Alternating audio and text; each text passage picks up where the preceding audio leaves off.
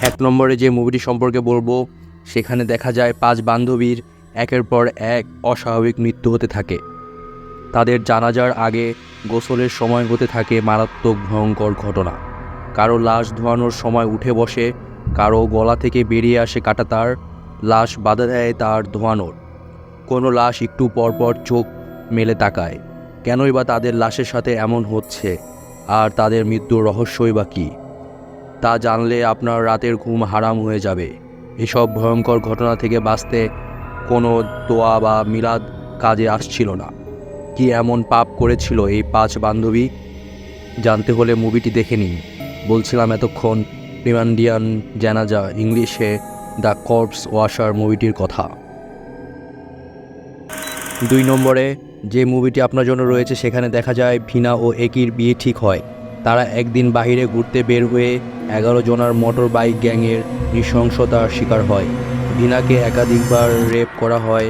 এরপর তাকে ও তার বয়ফ্রেন্ডকে হত্যা করে তারা তাদের লাশ সিরেবনের এক ফ্লাইওভারে ফেলে রেখে যায়। প্রাথমিকভাবে ধারণা করা হয় বাইক অ্যাক্সিডেন্ট হয়ে মারা গেছে, কিন্তু তার দাদি হাতের অস্বাভাবিক ফ্র্যাকচার দেখে শুধু বাইক অ্যাক্সিডেন্ট বলে মেনে নেয় না। তার মৃত্যুর কিছুদিন পর ভিনার এক বান্ধবী লিন্ডা ভিনার পরিবারকে ডেকে পাঠান। লিন্ডার শরীরে ভিনার আত্মা ভর করে তার পরিবারকে ভিনার সাথে যা নৃশংসতা হয়েছে সেসব বলতে থাকে। যারা তার এমন অবস্থা করেছে তাদের সাথে কি ঘটে এবং কেনই বা ভিনার সাথে এমনটা হলো, জানতে হলে মুভিটি দেখতে হবে। মুভিটির নাম ভিনা সেবেলাম সেভেনহারি। মুভির নামকরণ করা হয়েছে এক শয়তান জিনের নামে, যে বহু বছর সৌন্দর্যের আকাঙ্ক্ষা নিয়ে বেঁচেছিল। গল্পের শুরুতে মূল চরিত্রে থাকা সুন্দরী উইন্ডি এক ভয়ঙ্কর স্বপ্ন দেখে এবং তার ঘুম ভেঙে যায়। কিছুদিন পরেই তার বয়ফ্রেন্ডের সাথে তার বিয়ের আগে থেকে কিছু অস্বাভাবিক ঘটনা ঘটে উইন্ডির সাথে। যেমন শপিংয়ে গিয়ে উইন্ডির জামা থেকে এক গুচ্ছ পাকা চুল পাওয়া, যদিও উইন্ডির মাথায় কোনো পাকা চুল ছিল না। এরপর বাথটাবে পানিতে ডুব দিলে অদ্ভুত অভাব দেখতে পাওয়া। সব মিলিয়ে খুব চিন্তায় পড়ে যায় সে। বয়ফ্রেন্ডের সাথে সব শেয়ার করলে তার বয়ফ্রেন্ড ভাবে বেশি দুশ্চিন্তায় এমন হচ্ছে।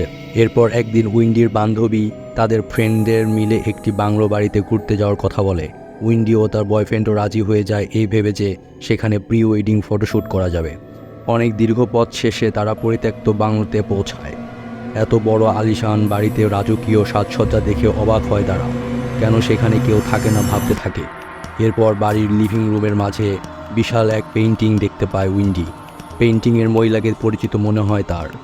এরপর জানতে হলে অসাধারণ টুইস্ট আর সাসপেন্সে ভরা হরর মুভি ল্যাম্পির দেখতে মিস করা একদম উচিত নয়।